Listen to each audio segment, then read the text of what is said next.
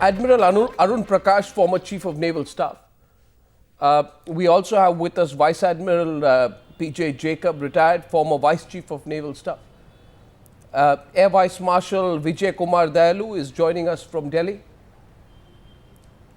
We also have with us General G.D. Bakshi. And representing the politicians tonight, we have Hardeep Puri of the BJP and Sanjay Jha of the Congress. Vice Admiral Jacob, if I can begin with you, you heard the Minister of State in the Prime Minister's office say, political executive, what does the political executive have to do with it? Political executive has nothing to do, with what has happened. They almost seem to be relieved that the Navy Chief has resigned.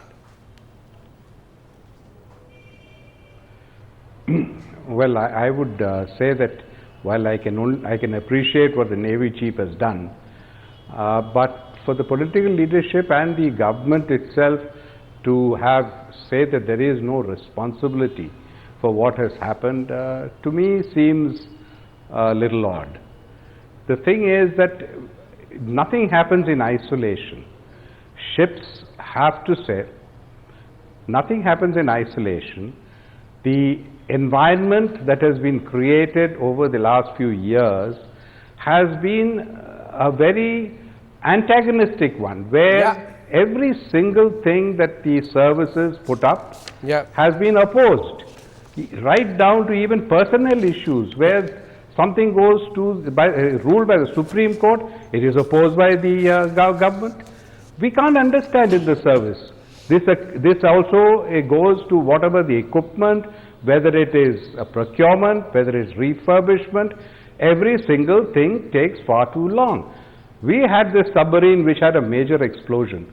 We are 7 months away, we still have not signed a deal to lift that submarine and to get it moving. Does it take 7 months to take a decision of this sort, which is so vital? And that is where we are waiting. What went wrong?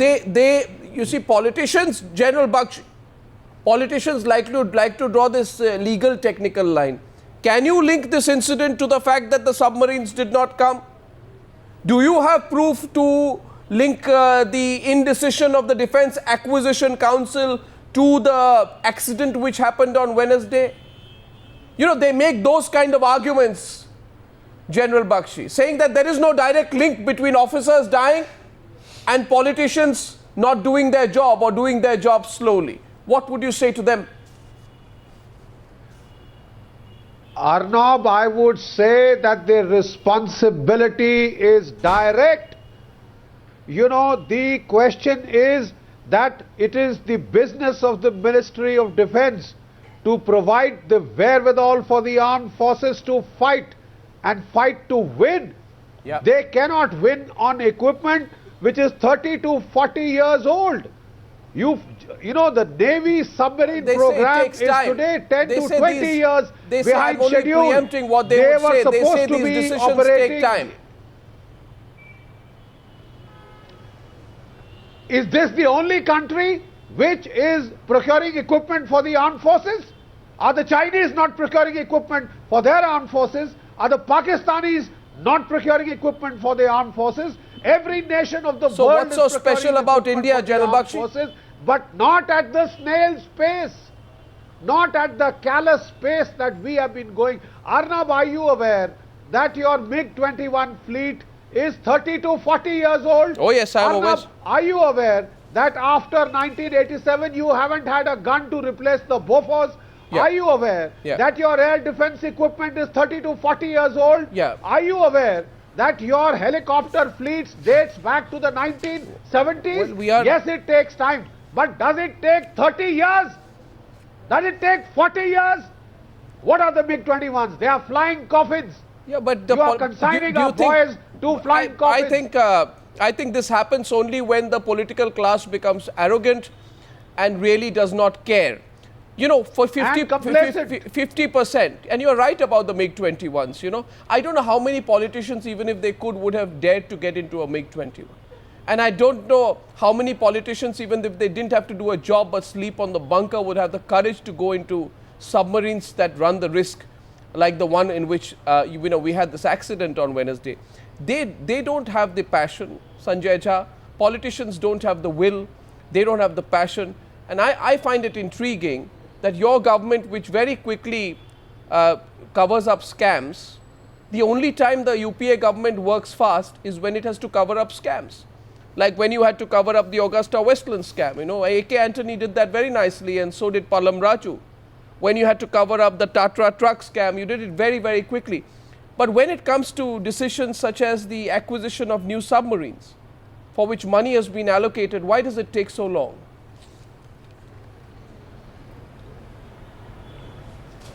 Arnab, let me just start by first telling you that, if you heard the statement of the defense minister, he's expressed remorse and regret. It makes no difference to anyone. You have had your expression of remorse is in fact remorseful itself. It makes no difference to anyone. I asked you a different question, Sanjay. I asked you why does your government, which specializes in covering up scams, not act as far as the, for example, getting 6 new submarines worth 50,000 crores. In July 2010, the council, which is the Defence Acquisition Council, grants the acceptance of necessity for a fleet, a submarine fleet, a 6-member submarine fleet. Nothing happens. There are repeated meetings.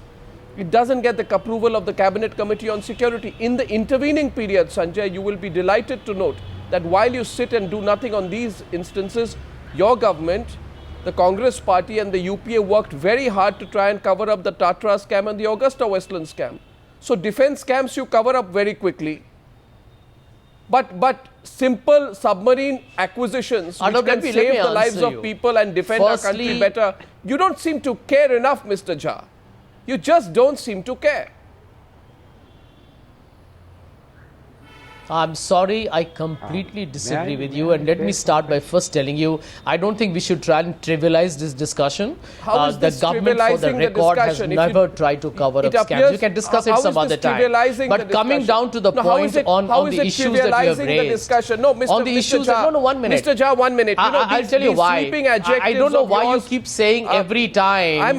Why do you keep saying that government is trying to cover up scams? We are discussing an issue of national security. If a submarine has had an accident and we don't have enough of them, we can't be discussing scams, which, by the way, are allegations that we have never tried to cover up. I want to put that on record because let's not politicize a topic which concerns national security. And I want to say that not just to defend the defense minister. You have a man with a high impeccable credentials, high personal integrity, and who's been doing his job to the best that you have expected of any defense minister for a considerable the uncomfortable reality, which I think you should, I will tell you why I make a link between the two.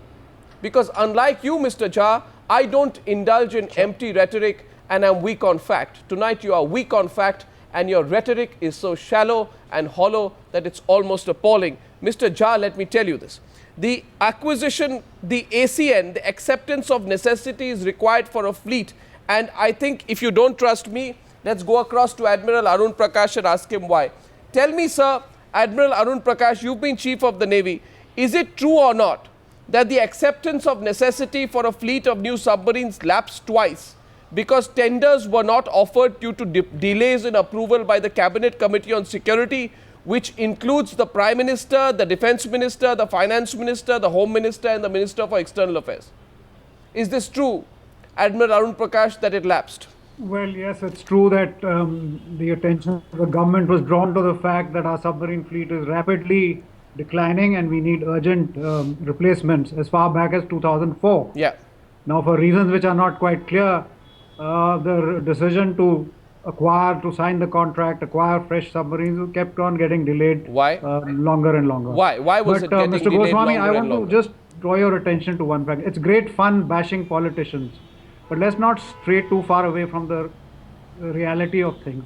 Had this government or any of the last 3 governments implemented national security reforms, much of this would not have happened. And by that I mean specifically, had we integrated the armed forces with the Ministry of Defense, then the responsibility would have been collective.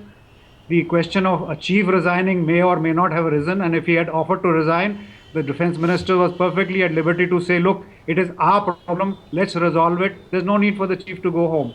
So let's focus on the fact that they have not implemented national security reforms.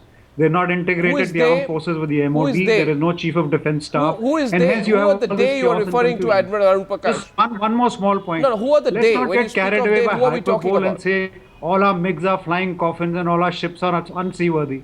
There are young men and women going out to sea today. Let's not demoralize them. I think the media needs to act with a little more responsibility. Admiral Arun Prakash, thank you for reminding the media of its responsibility. Is it true or not that since 1971-72, 380 of the 872 MiGs have crashed? And I think that's a world record-breaking figure of 43%.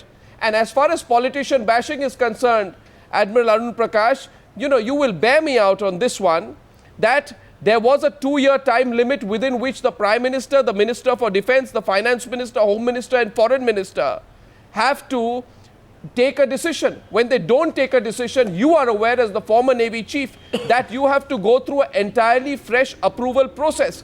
As a result of the fresh approval process, two things happen, and I'm glad you're talking straight today, because you will accept not just does the approval process get extended, cost overruns also happen. This is all documented in the CAG report. So the Defence Minister and the entire political top brass of this country cannot be absolved of the fact that we do not have an updated submarine fleet when we could have one. I do not understand why, and I want to get Hardeep Puri into this. I do not understand why. I'm not been a bureaucrat and neither a Navy officer, but you have been, and Hardeep Puri's been a bureaucrat. I just want to understand why, for the life of me, a simple decision for which money has been sanctioned, which simply requires a quick decision, is not taken for years. In same intervening period, Augusta Westland gets VIP treatment. Of course I'll draw the link. Of course I'll draw the link. Hardeep Puri. Arnab, I request that we try and not to politicize this discussion.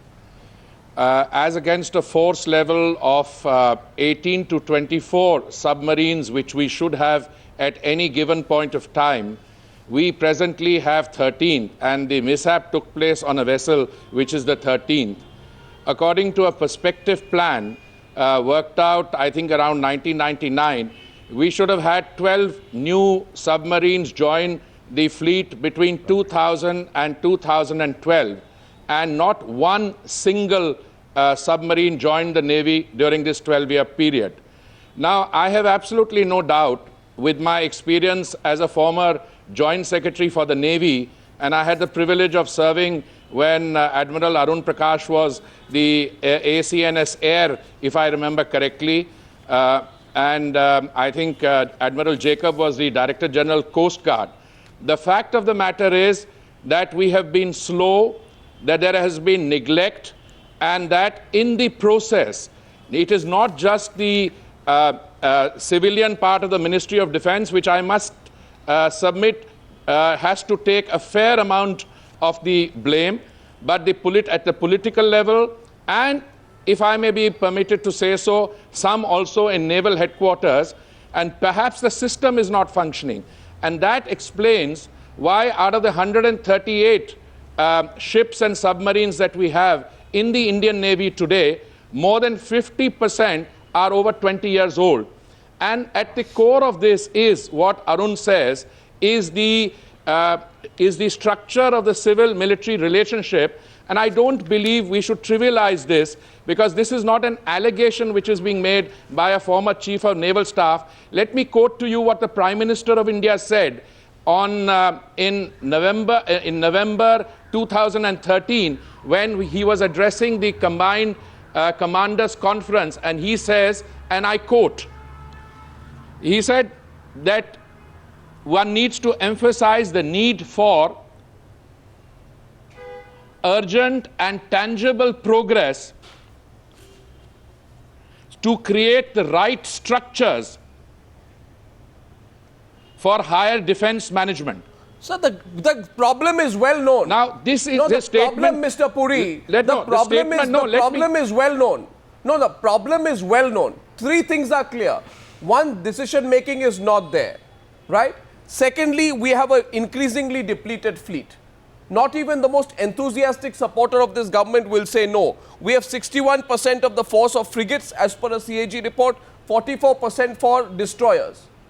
right? You have an internal defense ministry report which warns of India losing its naval edge to China and Pakistan. These are all government papers. These are not our creation. So the problem is known. Why has the problem not been addressed? Arnab, we are missing the point. No, but why has the problem Arnab, we are not been missing the addressed? point. Can I just come back? Can I just come back? Arun has raised a very fundamental point. He has talked about the resolving the issue of national security reform. Now, the government had set up the Naresh Chandra committee, which was established sometime, I think, in the middle of 2011. They submitted their report in 2012. Sir, let's not. Committee's recommendation. What do these reports mean? What do these reports mean? I'll tell you. I'll tell you why I find it difficult to have any faith in these reports, because, you know, the fact of the matter is, and even Air Vice Marshal Vijay Kumar Dayalu, who I'm told is not completely critical of the government, even he knows. I want to know why we don't have a deep submergence rescue vehicle. Can I explain? No, why don't we have a deep submergence rescue vehicle, which is the greatest priority? Because as far as I know, I was going through the CAG report, the Defense Ministry finalized a contract way back in 2008, but it failed to decide on a submergence rescue vehicle when it was doing so. Now, just explain the logic of this for me. And it also doesn't cost very much. Can I explain this? It cost 300 crores. Why was it not done? Do the men not deserve it? Whom are you asking? Well, I actually would have, well, I mean, you're the expert there, but I would have liked to take that to Air Vice Marshal Dayalu with your permission, because he hasn't come in yet on the broader issue. Arnab, thanks a lot for having me on your show. On which I have. Let Air Vice Marshal come in, then I'm coming back to you for a second round. Yes, go ahead. Yeah, you know, to begin with, you know, yesterday when I was watching your program, it was indeed very laudable and good to hear that the naval chief, on principles of morality, has tendered his resignation. Yep. Now, to say that today the defense minister and the people in the government also, we should have people resigning, I think it is slightly far-fetched. The reason why I say this is that the Navy, headed by the Chief of the Naval Staff, has taken an account of this, and I think what he's done is totally laudable and indicative of his moral fiber for this entire thing. What about the moral fiber of the politicians? I do not have the data which politicians not have equal moral fiber? And I am informed. While I agree to that, I am informed that there was a disagreement between the Navy chief and the defense minister on the subject, and I am informed through fairly, well-informed sources that the Navy chief told the defense minister in uncompromising terms about what he thinks about the third-rate equipment that many of his men have to run the Navy on. It's an uncomfortable fact. It led to a disagreement, and the Navy chief, offered to resign. This is the fact, and we've heard it from more than one source. So what you're trying to do, Air Vice Marshal, is hope that the matter passes over with the resignation of the Navy chief. It should actually start there.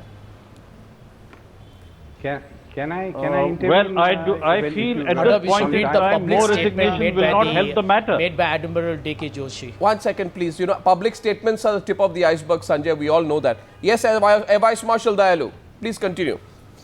You see, more resignation. No, but you're asking the Air Force. You're asking the Air Force to comment on a submarine rescue vessel. No, I'm just getting a broad perspective. No, we're not talking of submarine rescue vehicle or any technicalities in this. No, I'm on a broad issue right now. I'm not on the detail of a submarine rescue vessel. Absolutely, or a frigate, you're on a broad issue, and I'm giving you a broad reply on this, Arnab. Go ahead. Yeah, I said on a broad issue, I'm giving you a broad reply saying that, it is what the naval chief has done. It is indeed, as I repeat myself, is laudable. It is something which has shown his moral fiber. And in all these things, if we are going to ask for more resignations, we are not going to get into any more things of problem solving. You're getting into more areas of problem creating. Well, I think the question will be asked because everyone, including you, will admit that Arnab, can I come Antony's tenure Antony's tenure has been one of the most disastrous tenures as far as the Ministry of Defence is concerned. Yes, G.D. Bakshi. You know, it was said that politicians need not resign. May I remind this August gathering that Mr. Lal Bahadur Shastri, when he was the railway minister, had the moral fibre, had the moral timber to resign when there was a railway accident in his watch. I mean, that sounds a long way and far away and long ago. But you know, where are the shoulders the broadest? Do you know that the rules of business of the government of India say that the defense secretary is responsible for the defense of India? And where is the equipment acquisition program going? Why? Okay, I understand we have to move slow to see that no, untoward, things happen in the acquisition process. But does it have to take 30 to 40 years? And we have all noted with great concern the separate paces at which the Augusta Westland deal was moving compared to, let us say, removing the night blindness of the tank fleet. Oh, the yes. last army chief went on record to say that he had only 4 days of ammunition for his tanks.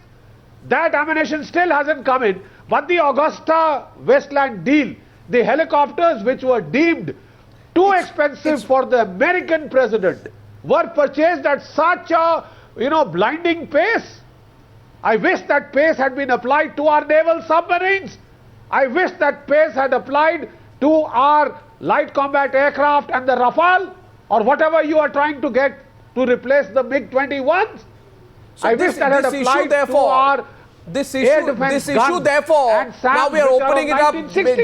Anyone can come into the debate. The issue, therefore, is not about Mr. Antony, though I suspect, Sanjay Jha, that it's very convenient to have a defense minister who wears the mask of being Mr. Clean, because Mr. Clean does nothing about who got the bribes in the Augusta Westland deal. The bribery was suspected as far as 2009, and of course I'll raise it today. And Mr. Antony will go down in history as a very competent Congress politician who became a defense minister who did nothing. It was only when the Italians ended up arresting Finmeccanica CEO Giuseppe Orsi that Antony, in an embarrassed manner, ordered a Central Bureau of Investigation. Now, you will tell me, why are you going into those issues? Because two things are going in a parallel manner. We have no movement. The CAG report said, Sanjay, that the 9-year delay in finalizing the Scorpene submarine deal will impact the Navy's underwater capabilities. You've not read any of these reports, neither do you have faith in the CAG. But this is what is happening, Sanjay. And that's why people are asking Mr. Antony now that it's pay time. It's pay time. You need to explain yourself. Yes, Sanjay, you have something to say before I go to Admiral Jacob. Yeah. It's a good time to own up. No, absolutely. Just it's a good time to own up, Sanjay. I won't take too much of your time. I just want to tell you two things very quickly, Arnab. Number one, that, where the defense minister is concerned, let us not doubt, number one, his integrity or his credentials and his efficiency as well. You mentioned Augusta Westland. I want to answer you on that one. He's cancelled the deal. And let me tell you, if you look at the investigation, which also involved Has other he blacklisted countries, Augusta which had their own laws that Did he blacklist Augusta Westland? I think it was done. Did he blacklist Augusta Westland? It was. Did he blacklist Augusta Westland? Well, let me tell you. Can I just let me answer your question. Did the defense ministry in the most prompt fashion. Initially try to cover up on the deal? I have interacted with some very senior people from the defense services. Don't speak in ambiguous, subjective and unnamed terms. I want to make another point here. Just 1 minute, Arnab. Today, Sanjay, India is one of the largest importers of arms equipment. Mr. Bakshi, are you satisfied? Are you satisfied in any way with the response? Today, if you look at the defense allocation that we have for the budget, is humongous. No, I mean, and third, we have a transparent process of defense procurement. Now, if there are systemic weaknesses, 1 minute, if there are problems in execution, if there have been some, listen, 1 minute, there's a defense minister, there's a bureaucracy, there are people in the naval headquarters, it's so sad, there are other people as experts who come in.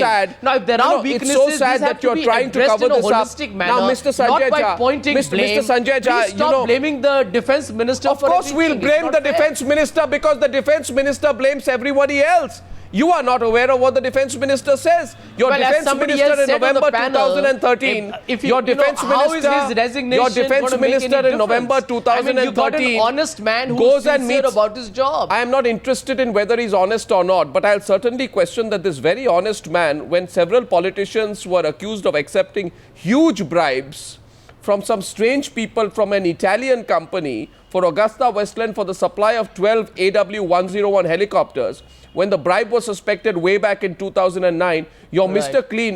Clean did nothing. Your Mr. Clean also, 1 month after Times Now put out the report on Augusta Westland, said that apparently there was no wrong done. Now, there were talks of important politicians from with very important political links. The inquiry is still going on. Don't tell me about ongoing inquiries. You're going to sound like a broken record on that one, Sanjay. Against all those who are named is still going on. The guilty will be punished whenever the guilty are caught. I don't think he's interfered in the CBI investigation process. That's got nothing to do with the contract at all. In fact, Mr. Antony has taken a very swift and a very correct decision. I think you should appreciate that, Arnab. You can't be critical just for the sake of it.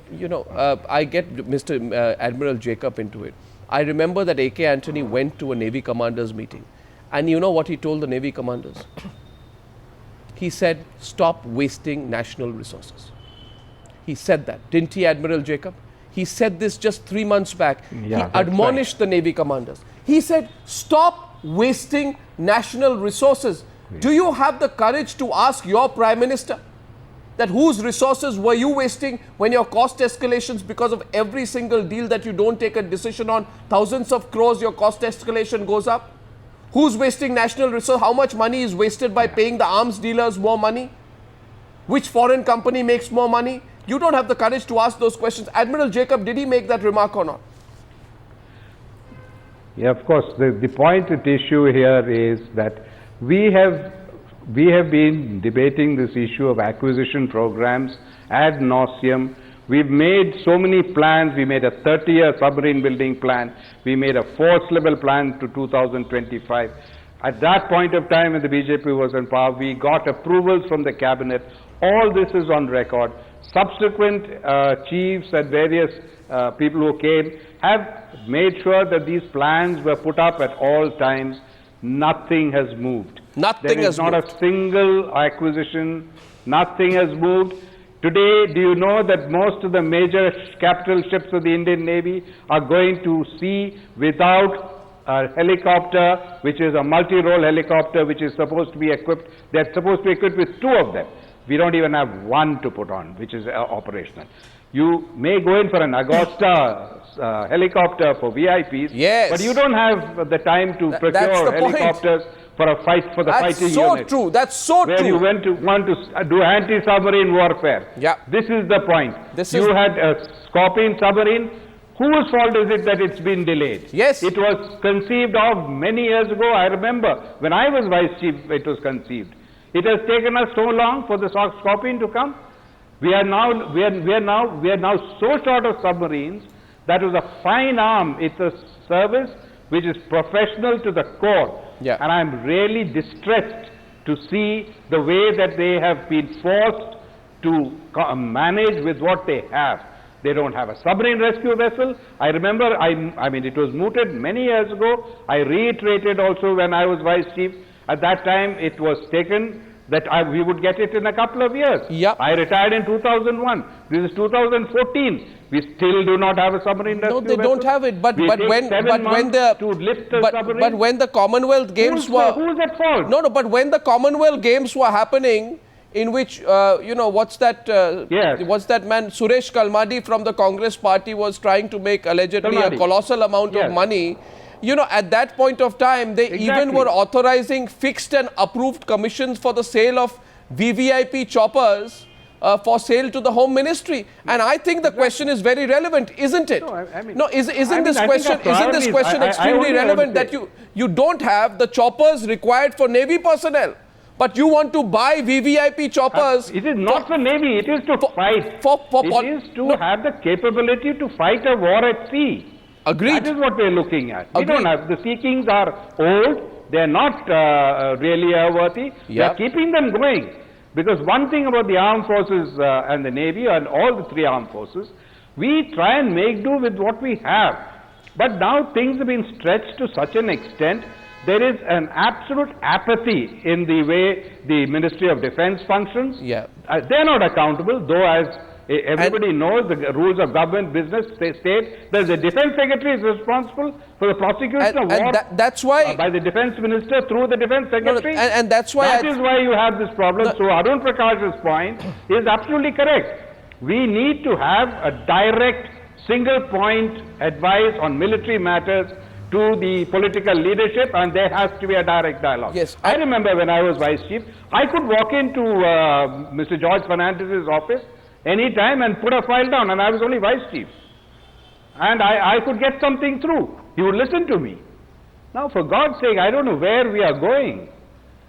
Well, I hope this resignation by the Naval Chief will result in some cleanup of the way I'm not the sure. Minister of Defence functions. I'm not sure because I get a sense, and therefore this is not politician bashing, Admiral Arun Prakash. But I get a sense. I spoke to some you're missing the point. People in government today. Today in the Ministry of Defence, the politician has no time for defence. He's so engrossed in electoral politics. The man who runs the ministry is the bureaucrat. He has no comprehension because he's come from agriculture and he's going to go to coal or petroleum or something. So in this kind of an environment, they do not even seek expert advice from the Armed Forces headquarters, which are just 10 pages away.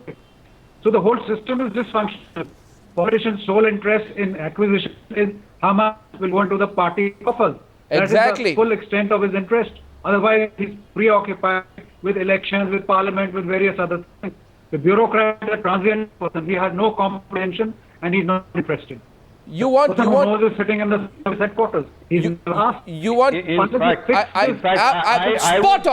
Spot on there, Arun Prakash. I must commend you. Talk about things, you've really nailed it tonight, haven't you? What is the problem with the Ministry of Defence? No, you've completely nailed it. The politician is too busy with his electoral politics. The bureaucrat does not care. He's wondering about his next ministry promotion. And the politician is only interested, Air Vice Marshal Dayalu, if there are big cuts to be made in big deals. He's only interested in how much money is going to go for his party. And I think Air Vice Marshal Dayalu, there will be quite a few politicians out there who will be extremely happy that the delay in this, for example, the Scorpion deal will cost the country about 3,000 crore rupees more.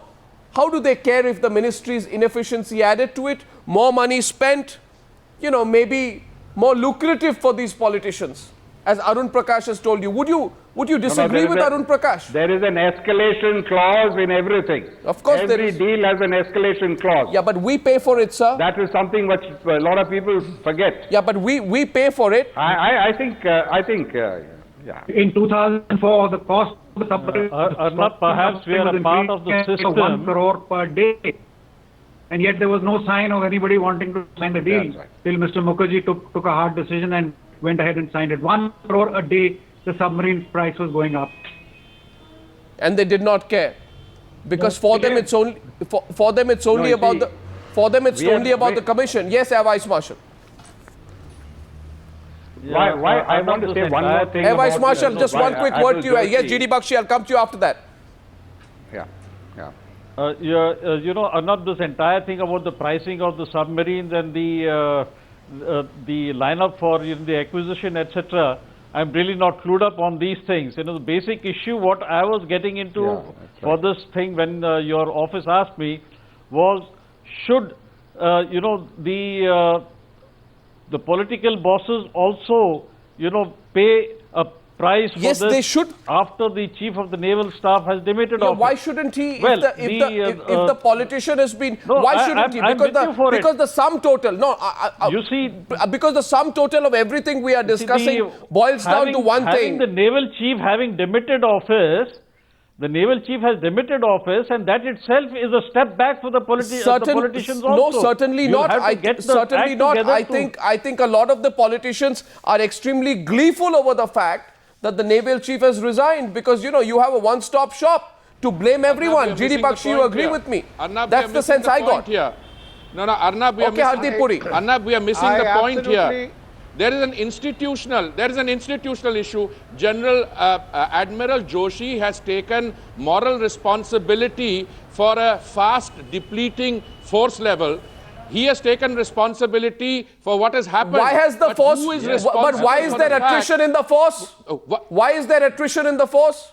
Because there has been cumulative neglect at the political level. Nobody is assuming responsibility for the delayed decision. But I'm saying that there is double jeopardy here. When you have an aging fleet which is over 25 to 28 years old, then you need at least a revenue budget to make sure that there is proper maintenance, proper refit. We are allowing even the revenue budget to stagnate. So at the political level, this is not about the revenue budget. Responsibility for the overall functioning of the system. Sir, please understand, there are some harsh realities that you will have to look at. You will look at it, Hardeep Puri, because now you're with the BJP. I am told that VK Singh is going to join the BJP in a couple of days. You should actually look back at the leaked letter of General VK Singh, which told us, where he said the air defense is 97% obsolete, the tank fleet is devoid of critical ammunition, the infantry is crippled with deficiencies of crew-served weapons, lacks night fighting capabilities. Everyone tried to cover it up, and when the media reported that at that point of time, people said the media is being anti-national by putting such facts out. Well, who's being anti-national today, GD Bakshi? Last word to you. Who's anti-national there? Arnab, you must give the parenthesis to what happened after the leak of General VK Singh. That year, the sanctioned defense budget of this country was cut by 10,000 crore rupees.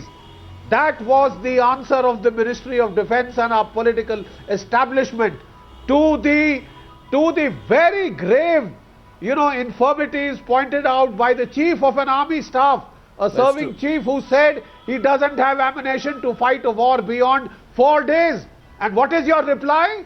That year you cut that sanctioned defense budget by 10,000 crore rupees. In no other country could this have passed muster, except in India. Well, a lot of things happen only in India. That's why tonight I'm asking the question, despite knowing fully well that in a country where the Prime Minister has not taken responsibility for a single scam, to expect him to nail the Defence Minister is too much. Not even if there are 20 days of effective government left, but at least I hope the Cabinet Committee on Security thinks, if nothing else tomorrow, on the issues that have been raised.